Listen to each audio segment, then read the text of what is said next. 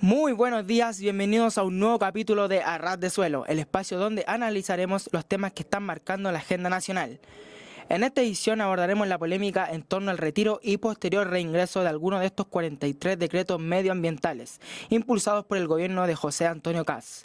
Una decisión que ha generado debate tanto en el mundo político como en la ciudadanía, como hemos podido ver. Pero este programa no sería posible sin el apoyo del equipo de la UDLA, a quienes agradezco por brindarme el espacio y las herramientas necesarias para poder estar al aire y llegar hasta cada uno de ustedes. Para comenzar, hablemos de los dos decretos reingresados a la Contraloría el miércoles 8 de abril. Esto fue lo que nos dijo la ministra en Radio Agricultura, Fernanda Toledo. Es una decisión general, o sea, nosotros tenemos el mandato de hacer este proceso de auditoría global, de llegar y ver en qué está el estado del arte del ministerio, de los servicios, y eso implica tanto ver la parte de ejecución presupuestaria, cómo va el tema de la resolución de sumario, cómo están los proyectos, cómo está el tema del pago de factura, etcétera, etcétera. Y obviamente en ese procedimiento, el proceso de revisión, obviamente cabe de cajón que también hay que revisar los distintos instrumentos ambientales que están en toma de razón de Contraloría. Bueno, y uno de ellos es el decreto que actualiza la norma de calidad del aire para plomo. Reafirma el límite que ya se había establecido en el 2000 y mejorando las metodologías de monitoreo y análisis de datos para definir la superación del límite de emisión.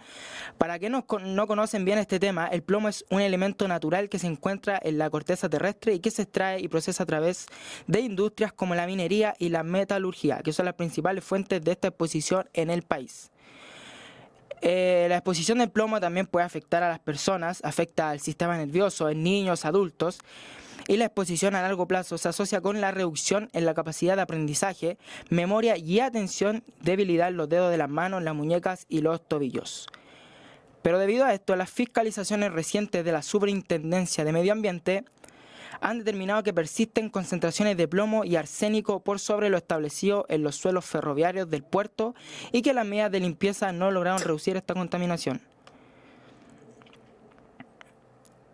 En este contexto, se puede decir que este tema ha generado un debate político y técnico, ya que estos 43 decretos correspondían a medidas que ya estaban en etapa avanzada de tramitación, muchas de ellas incluso a la espera de la aprobación en la Contraloría General de la República. Esto se puede decir que incluían medidas como planes para descontaminar ciudades del sur, normas para limitar el arsénico emitido por fundiciones y la creación de santuarios naturales importantes como el Salar de Pedernales, la protección del pingüino de Humboldt. Pero sin embargo, el 12 de marzo del 2026, el día después que asumió el presidente José Antonio Kast, el Ministerio de Medio Ambiente decidió retirarlos para someterlos a revisión. Esta decisión generó una rápida reacción en la calle, ya que el 22 de marzo las organizaciones y vecinos salieron a manifestarse por la Alameda entre Universidad Católica hasta La Moneda, exigiendo explicaciones por lo que consideran un retroceso. En Paine, el Comité Ambiental no es solo una organización de papel, es la voz de una comunidad que ha visto cómo el avance industrial y la sequía amenazan su modo de vida. Por eso no dudaron en sumarse a las recientes movilizaciones masivas.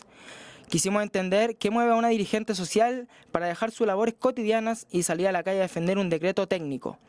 Pudimos conversar con Fabiola Reyes, del Comité Ambiental de Paine, quien nos pudo detallar las razones profundas de su presencia en la marcha y el sentimiento de vulnerabilidad que hoy recorre su comuna. Y esto fue lo que nos dijo.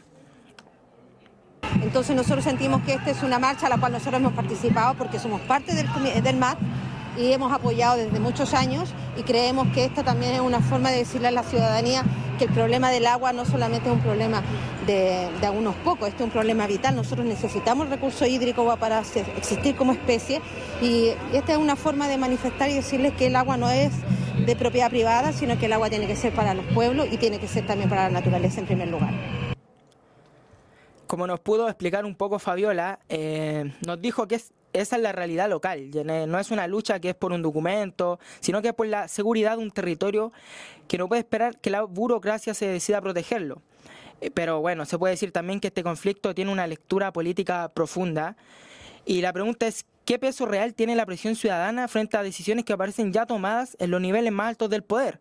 O también si es la calle el camino para revertir estos retiros, ya que las manifestaciones, como dije, llegaron hasta La Moneda Y para analizar la validez de la movilización con este motor de cambio, buscamos la perspectiva de un actor que siempre ha puesto el foco en la organización de masas y le planteamos el escenario al ex candidato presidencial Eduardo Artés y esto fue lo que nos dijo.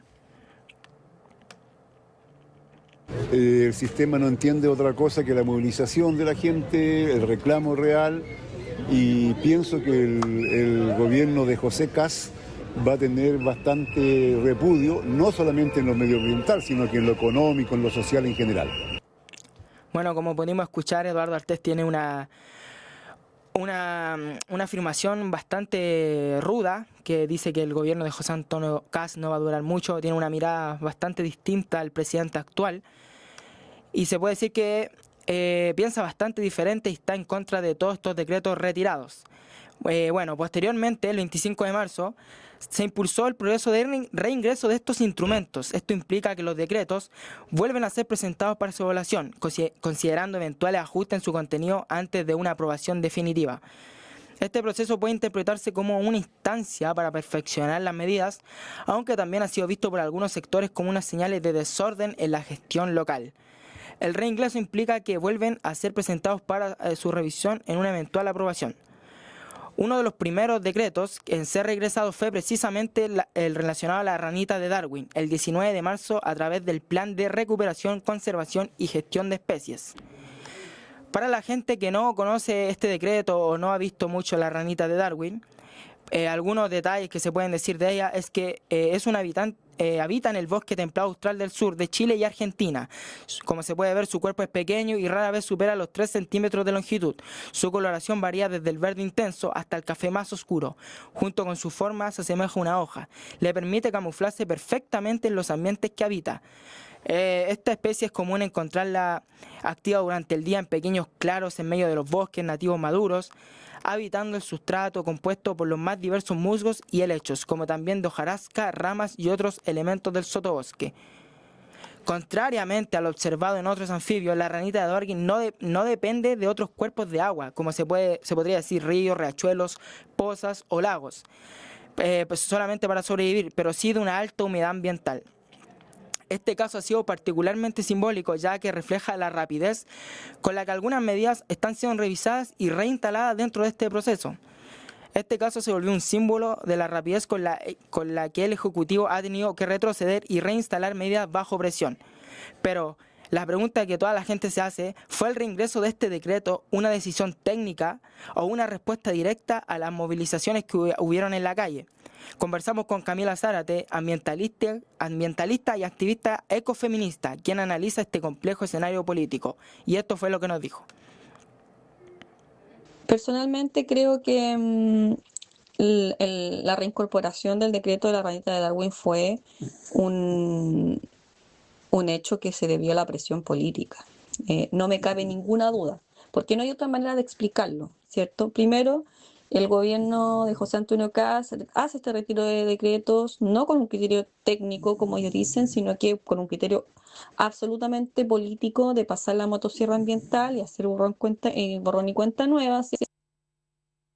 Otro de los decretos que reingresa a la Contraloría es el del Plan de Descontaminación del lago Villarrica, información que fue pública el 29 de marzo a través de un comunicado del Ministerio del Medio Ambiente. El comunicado detalla que se ajustaron conceptos para asegurar coherencia con la legislación ambiental vigente y se modificaron ciertos plazos establecidos por la Superintendencia del Medio Ambiente, en el marco de la dictación de metodologías necesarias para la aplicación del plan. Este plan de descontaminación tiene como objetivo recuperar los niveles de calidad del agua establecidos en las normas secundarias de calidad ambiental para la protección de las aguas continentales superficiales del lago Villarrica. Esta información fue publicada en el año 2013 en el gobierno de la expresidenta Michelle Bachelet, y para conseguirlo se proponen una batería relevante de medidas para el sector privado y el sector público. Esto propone disminuir la llegada de nutrientes en exceso al lago, y una de ellas es reducir la concentración de clorofila y fósforo disuelto. Este último nutriente limitante para la producción primaria, ya se puede decir algas y bacterias que hacen fotosíntesis, y así del crecimiento de otros seres vivos. Será clave observar cómo el gobierno avanza en este proceso en las próximas semanas y si logra generar consensos o, por el contrario, profundiza las diferencias entre los distintos actores involucrados. El principal desafío ahora mismo para las autoridades será demostrar que estas modificaciones no implican un retroceso en materia ambiental, porque más allá de lo administrativo, esta discusión tiene que ver con el modelo de desarrollo del país y con las decisiones que impactarán tanto en el presente como en el futuro. Seguiremos informándoles sobre estos hechos ambientales y hasta aquí el análisis de hoy. Gracias por acompañarme, nos encontraremos en una próxima edición de A Ras de Suelo. Que tengan un excelente día, hasta pronto.